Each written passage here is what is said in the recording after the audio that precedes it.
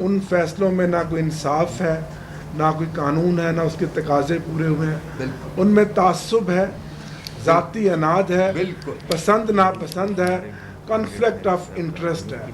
आप भाषण देते हैं अदालत में बैठकर, हमने आपके कई केसेस सुने हैं कि आप बड़े असूलों की बात करते हैं। असूल ये बनता था कि जब आपने बल्ला हमसे छीना, हमसे स्पेशल सीट के मुकदमे में आप हमारी मुखालफत में थे, आज फिर आपने फैसला हमारे खिलाफ किया। असूल ये बनता है आप उस बेंच का हिस्सा ना होते। आज आप मुल्क को किस तरफ लेकर जा रहे हैं, कहाँ आप आइन और कानून के मुताबिक फ़ैसले कर रहे हैं। हम आप पे अदम एतमाद करते हैं। पूरी कौम का बच्चा बच्चा जानता है कि काजी साहब इमरान खान तहरीक इंसाफ को ख़त्म करने के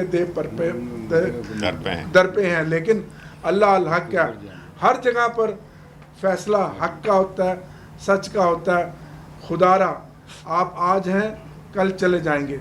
आज की इस प्रेस कॉन्फ्रेंस में हम मुतालबा करते हैं कि हुकूमत नए आने वाले चीफ जस्टिस का नोटिफिकेशन करे, और अगर कोई इस तरह से 2/3 बनाने के बाद कोई एक्सटेंशन किसी की गई तो हम उसकी मज़ामत करेंगे, मुहासबा करेंगे, पूरे ज़ोर से उसको रोकेंगे।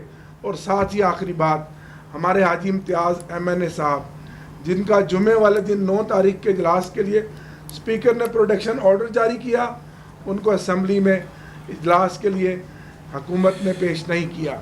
झूठ बोला। अब 13 तारीख कल के लिए एविएशन के स्टैंडिंग कमेटी के चेयरमैन ने उनका प्रोटेक्शन ऑर्डर जारी किया हुआ है, लेकिन उनको कल पेश नहीं किया जा रहा।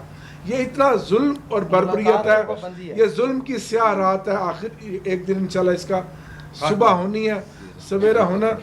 और कल रात से 13 अगस्त की शाम जो पूरी कौम एक रैली मनाना चाहती है, आज़ादी की रैली, अपने जज्बात का इजहार करना चाहती है यौम पाकिस्तान के ऊपर, कल से पंजाब में फस्तायत, गुंडागर्दी, बर्बरियत का मुजाहरा पुलिस कर रही है।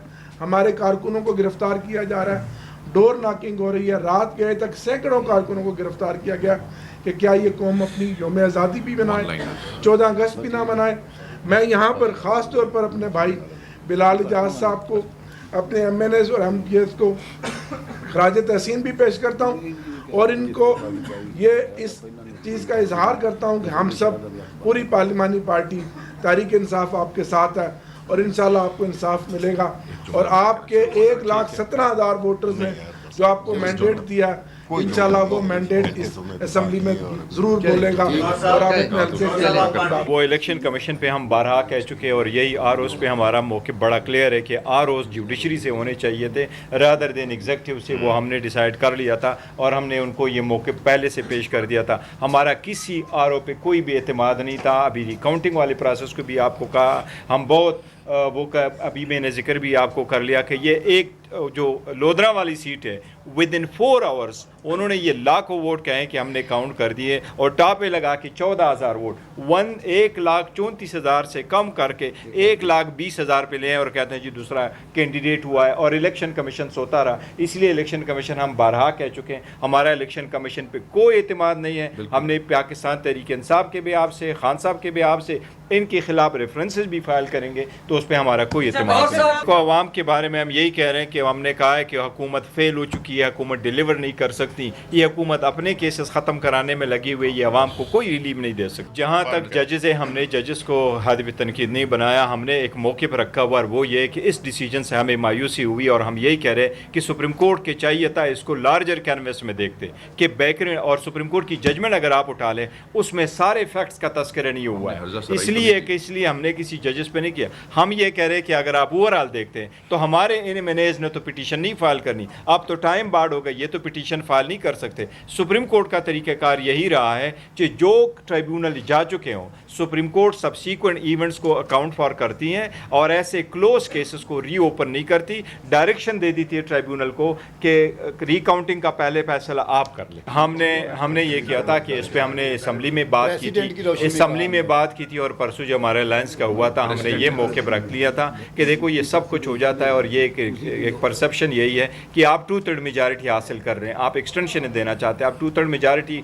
लेकर के आप पावर लेना चाहते हैं कि आप जजेस को भी ट्रांसफ़र कराएं। तो काजी फ़ाइज़ साहब का हमने यही कहा था कि 87 days before the retirement of Bandial साहब का उनका नोटिफिकेशन हुआ है और इसी हुकूमत ने, इसी वज़ीर कानून और इसी प्राइम मिनिस्टर ने किया था। तो हमने उनको कहा है कि आप ये कर दे ताकि ये मैटर ख़त्म हो जाए और साथ है देखिए इंशाअल्लाह ताला उस पर अमल दरामद होगा। हमने चीफ जस्टिस से भी मुतालबा किया है कि आप माइनॉरिटी में सही लेकिन आप चीफ जस्टिस से इस जजमेंट को इम्प्लीमेंट कराना आपका भी फ़र्ज़ है और सुप्रीम कोर्ट अपना जजमेंट ज़रूर इम्प्लीमेंट करवाएगी। उसके नोटिफिकेशन होने चाहिए और सुप्रीम कोर्ट ने उस जजमेंट में भी कहा है कि हम उसको इम्प्लीमेंट करेंगे। और हमने जो आपको वो कर दिया बताया वो ये कि प्लान है ये था 8 फरवरी के इलेक्शन को चोरी करवाओ, फिर भी यही था रिजर्व सीटें ले ले।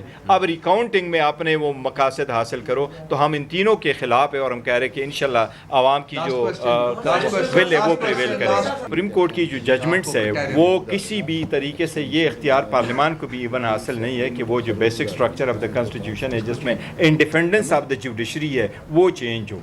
ये इंडिपेंडेंस ऑफ जुडिशरी पे बड़ा असर करता है अगर आप जजेस को एक्सटेंशन दे दे और उसकी जो मुद्दत मुलाजिमत है उसमें आप तफसील करो। पहले दिन से ये वाज़ेह है कि जज साहिबान सुप्रीम कोर्ट के 65 पे ही रिटायर होते हैं। हम इसके ख़िलाफ़ है कि आप एक्सटेंशन ना दें। वकला मूवमेंट ने भी अनाउंस किया है कि हम इसके मुखालिफ हैं और ये नहीं होना चाहिए और हम भी यही